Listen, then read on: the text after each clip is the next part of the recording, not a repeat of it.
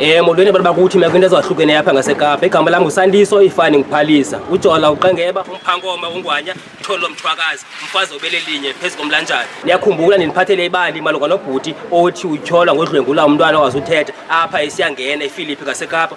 Namhlanje ndidibene nomama womntana uthi makacacisa kwakhe ukuba ibali lithini. Bobabini umama kunye nobhuti lo utyholwayo bahlala apha esiyangena kwistrato esinye. Baxambisana kaloba uthi kwaye apha kule ngingqi yasesiyangena bonke abantu bayidivided okanye bohlukene okokuba ngubani oright ngubani orongo kodwa nali kunqa kuyalandela. Balapha ecakwam ngoku bantu bakuthi asosikwazi ubaveza okanye asosikwazi umveza umama kuba kaloku sikhusela umntana into edibene nerape umthetho ngasibamba xa soveza umntana kuba kaloku into ezakwenzeka umntana unetshomi usesikolweni uzokuphela ehlukunyezo so the lilo singabaviziyo ke sisi ma kwakwenzeka intoni. Bhuti wam I think bekungoFebruwari kwakungecawe mhlawumbi phaa ngabo-6 amaxesha ndiyafika ndisuka ecaweni ngo-6 abalithi. Xa ndifika endlini ndifika kukho lo mfana utyholwa ngoba urephe umntana. Ufika uthi kum umfazi wakho ubhalelwe imeseyiji kuFacebook umntu ocreate i-account uba ngabana uyenza njani into yorepha umntana omithi umntana osisidalwa ade amithe. Eyona nto ibuhlungu lo umama lo mntana akayazi le nto. Kubuhlungu umbukele esihlale senyuka ngento siyaziyo. Abe esithi ngexesha ifikayo le message umfazi wakhe ambonisayo wavela warungo wanomsindo. Umbuzo wami unomsindo kubani ngoba uyayiva le message uzongixela yona ithi andazi into and ndiyaqala uyiva mina into undixelela yona ngawo. Icebo masenze i-DNA test. Hayi wakhaba ngawo umani uba ngabana so zenze i-DNA test yena le nto izawuchitha umtshato wakhe ekuchitheni umtshato wakhe isidima sakhe ekuhlaleni sizawuthi sizakuqeka phansi. Mna okay wena into ekhathaleleyo sisidima sakho nomtshato wakho uzawuchitheka. Uthini ngomntana lo umbuleleyo uthini ngefuture yomntana because uba ngabana umrephile lo mntana umbulele tu liphelile igamba lakhe nokusithemba kwakho kuphelile. Sabe simkelane ke wahamba nami ndaqwashula ndaphuma ndemke endlini. Kusuku elilandelayo ndihambe nosister wami siye phayana emfazini wakhe. Yeyi kukuwo into ekanje efika nomyeni wakho avume naye uba ngabana hayi unyanisile ehloba athetha ngalo yenzeke ngalo ndimbonisile ndambuza uba ubudlelwana bakhe nalo mntana buthini. Wathi ke nakanabudlelwana nalo mntana uyabulisa nje agqithe akho nto ayithethayo nomntana.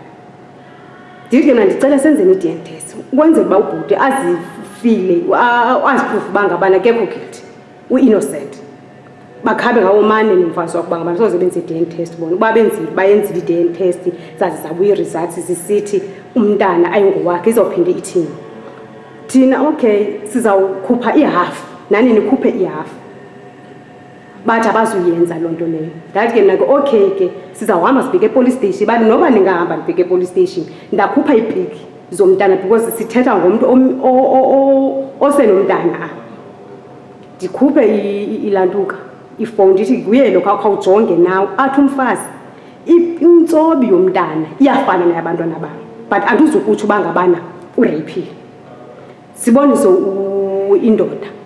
indoda zangazi kwamntana lo sithetha ngayo yayisheka izandla zonke andiyazi noba yiwambona nowazange ambone because akho nto wayithethayo yenqha wayingcancazela. Ndahamba ndabheka epolice station ndaripota kwangu-22 kaFebruwari uya kwam epolice station ndaripota kwathiwa sizafowunela. Yaphela iveki asifumani call ndaphinda ndaya bathi ityala bagqithisele eMitchells Plain. Lapha eMitchells Plain kodwa masilinde icall sizafowunela. Asafowunelwa ndadicide ukubhalela kwiingxaki zokuhlala. Kulapho ke ngoku abahlali basesiyangena baye bayibona khona bayibone phaa kwiingxaki zokuhlala. Kwalantu kwabathi ke makubizwe ilantu i-meeting bekumele uba ngabana le nto sithathe sayisa eholweni bahlalini. Nyhani ke sibize ke ilantu before sibize i-meeting ukhona omnye ubhuti olapha ndiye kuyi ndifike ndimxakise ndithi njengoba umuntu ongaxakwa amacebo ndinale ngxaki ikanje ndibasele sonke isitori. Athi yena andivani nalo mntu and ke ngoku andivani nekomiti. ukhona umuntu endizabizela yena endithethayo naye ukwayikomiti nyani ke amfowunele afike. Ufika kwakhe sifike simbonise le lantuka lephi ke simxelele esi story sethu athi ke akhuze ke na ke yo ezogqwa kwakhe bathi bona masiye eKhanyisa siye evillage siye eBeautiful Gate zange social workers ke ku-social workers zange siye thina apha. Yabizwa ke ilantuka i-meeting bayaxoxa ke ebahlalini wabizwa nayo umsolwa wathi yena ngomlomo wakhe umsolwa ukuba ngaba ayinguyanga akayenzanga yena loo nto leyo kodwa ukuba ngaba nanguye bekumele uba umntana ubeleke ngoJuni nothi ngoSeptemba. Xa ebuza omnye umhlali uba hayibo njani ke ngokuthi ayinguwanga kodwa uthi umntana bemele ubeleke ngoJuni hayi ngoSeptemba, wathi umntu ozayiphendula into yenyanga ngumfazi wakhe watsho efowunela umfazi wakhe. Wafowunela ke nyani umfazi wakhe wayivuma ngabana nyani siyile kwakhe ngehlobo siba imessage ingene njani kwaze kwatsha kwacima kwalantuka ke ngoku kwathiwa uyawazi umthetho walapha bangabana xa wenze into uyahamba. Walantuka ke wathi wahamba kwathiwa kaloku uyawazi umthetho uba uyahamba wathi kwathiwa wathi ucela uhamba ngengomso kwathiwa ke sicela uhambe namhlanje nothi ngengomso wahamba. But ke ngoku into exaka kule mba wahamba ngengomso waphinde wabuya wazothatha isitsixo somzi wakhe ehamba namapolisa wasinika isitsixo somzi wakhe akaphelanga esiyangena kule mba athi ugxotshiwe esangena ukhona esangena iyavula kwakhe ixesha afuna uvula ngalo avale ngexesha afuna uvala ngayo. Kule nto ye-DNA test ngelaa xesha azana ngexesha kwam azisana esi story sakhe salo Facebook ndimuntu othe masenze i-DNA test wathi akazuyenza into leyo. Kusuke elandela ndaye emfazini wathi umfazi akazuyenza into leyo. Abahlali nabo bacela uba ngabani bacela kwenziwe i-DNA test. Wathi into endilo komfazi wakhe yena akazuyenza ilantuka i-DNA test. Kwathiwa kubhuti makathethi mabahambe bothetha nomfazi wathi umfazi mna andizuyenza i-DNA test ngumuntu ophangelayo kwam ndim yena kanamala kaphangeli. Yalantuka ke baphetha bevumile baba wayenza ngomvulo njengoba besihleli thina ehambiswe ngomgqibelo kodwa wamse ngomgqiba besithi ngicela uhamba ngecawe ne wamse ngolesihlanu besithi ucela uhamba ngomgqibelo kwathi amkanga ngolesihlanu wathi baphetha evumile uba uzoyenza i-DNA. Wafowunela ikomiti ngomgqibelo uba masiyochazela wafowunela umuntu wefamily yakhe uba masiyochazela uba unayo imali ye-DNA test sesibe ready ke ngoku thina ngomvulo. Sanyani ke savumela loo nto leyo sithe ngomvulo ngelaa xesha belibekile safika sizothatha ngamapolisa sibambise sithi simbethile. Emveni koko sibanjiwe ngamapolisa akaphinde kubekho umuntu obuyayo ke ngoku ephinde sithi uthi masiphinde nisiyeni ngedate ethile because oko sasilindile thina uba unoba ke ngoku nje besibambisile ngomvulo okayophinda aqambe elinye isuku athi into yobana masiphinde nisihambeni sigqibeke kule ndaba esisenza kube sigqibalo besibanjwe sizoyokwenza i-DNA test.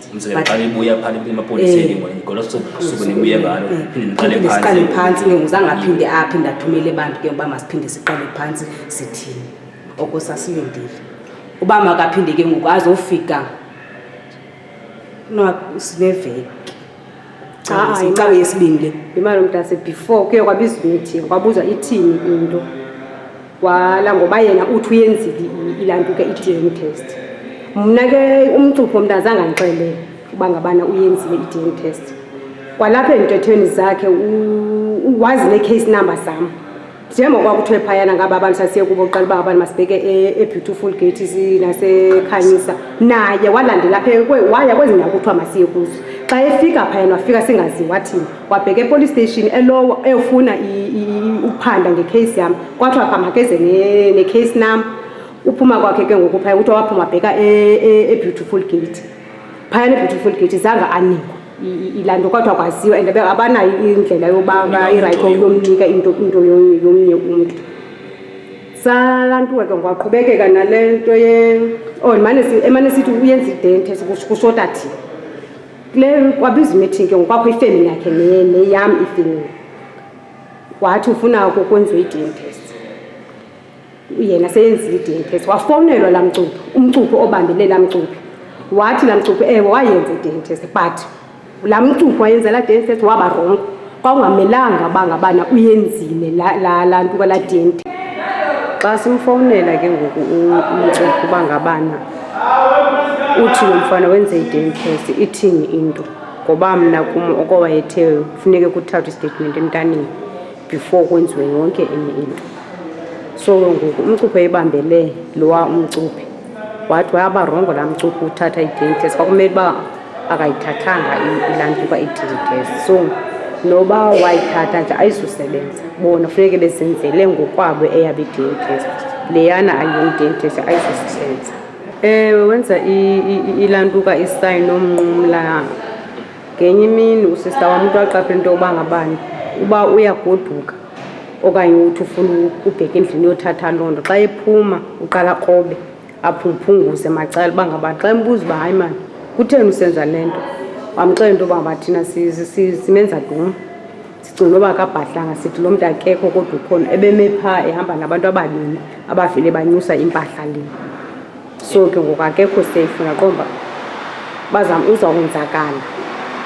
Ewe bakhona abahlali endibonayo uba ngabana bakucelela icala lakhe xa ndicinga ziintetho zakhe, ngoba uye wakhona omnye ozayo kum ozothi hayi bo njani uba ngabana umbambise emveni koba ebekade esapota umntana, because uthi futhi ebesapota umntana. Then wena uthe awuyeka usapota umntana wambambisa wayothi ureyphile abe umntana ebemsapota. Kwabanye uthi ebengeyanga yedwa and wayenza kakanye le nto. Ke mna ke apha kumntu balosapota zange ndasapotelwa nguye mntana mna, because utata omntana bendingamazi. Ndathi xa ndimbuza umntana wathi uthe umntu unomfazi nabantwana angase ayithethe. So ke ngoku ndizukhulisela umntana because banintsi abantu abakhula ngaphandle kootata babe benabo ootata. So bingazuba ngokuqala ukhula umntana akakhuleni ngaphandle kootata engasapoti, bendizisapotele umntana.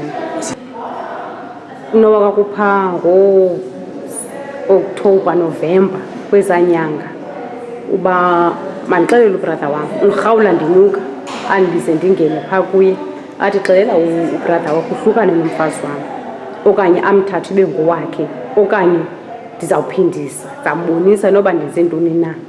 Mna ke andiyazi le nto undixelela yona kodwa ndizawugqithisa umyalezo ndimxelele. Nyani xa ndisuka phaa kule nto bendisiya kuyo ndifowunele ubrother wam ndimfowunini kuthiwa yohlukana nomfazi okanye umthatho ngokwakho okanye uzawukubonisa. Ithi impendulo kabrother wam, hayi lo mntu uthetha ngayo unayo inamba yam and uyandazi kwasebusweni, kutheni angakhange andifowunele okanye andiwhatsappele. Ndibuze umfazi wakhe, umyeni wakho uthi umfazi ayivele impendulo yakhe iquphe ithi hayi wethu khingi iphelele apha. So nam ndayiyeka nje ngelo hlobo. Then ke xa ndiyapha kwakhe ngalaa mini ndifihleli umfazi wakhe sobuza le message emfazini wakhe, ndiyamxela ndithi uba uyenzile le nto uzawube ubuyisa i-revenge kuba wawuthe uzawumbonisa ubrother wam. But uba uyenzile loo nto uziyazi uba uyenze emntwini orongo ongayaziyo uba kwenzeka ntoni. Ikhona into ofuna ungeza ngayibuzanga ngakuvale ngaphandle? Mna into endiyicelayo ndicela ubulungiswa. Okwesibini ndicela ugovernment azame uqasha abantu be-sign language kwezi ndawo zikagovernment, into ezinjengekliniki neebhenki nezibhedlele nasezipolice station. Kwanelunye lolu lithethwayo ngokulaa level yongeziwe yayi-12 efana uba nyhani khona sekutho nje ukuthetha ngalo uthetha karayithi befana urhulumente nyhani khona abantu bengiqashayo. Bakhona abantu abaqashayo for uncedisana nabantu enoba abanazo zonke ii-qualifications zobupolisa zobunesi njalo njalo, but uba uyakwazi ukuthetha i-sign language bekusaphose uba uyabaqasha abantu babe khona for ukwenzela into yoba xa kuthe kwakhona into ekanje bakwazi uncedakala because kunzima uncedakala ngoku. Oliphathile inqaku saliso phaliso eFilipi ngaseKapa.